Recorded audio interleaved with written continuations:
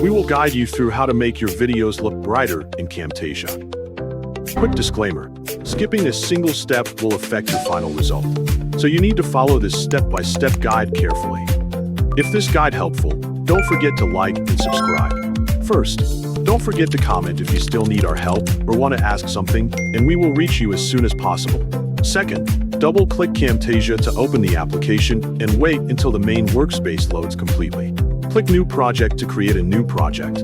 Next, click the Media Bin menu to access the area where your media files are stored. Then, click the Import Media button to browse your computer for the files that you want to edit. Select the 2 videos that you want to make brighter.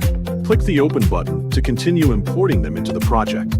After the videos are imported, they will appear in the Media Bin and be ready to use. Drag and drop both videos onto the track section so they can be edited together. Click the Play button to preview the videos before editing and observe their current brightness levels. Move the timeline in the track section to the beginning of the videos so all changes start from the first frame. Click the Visual Effects menu on the left side to access the available video effects. Find the color adjustment effect that you want to use from the list. Drag and drop the color adjustment effect onto the videos in the track section, and it will be applied to both videos automatically.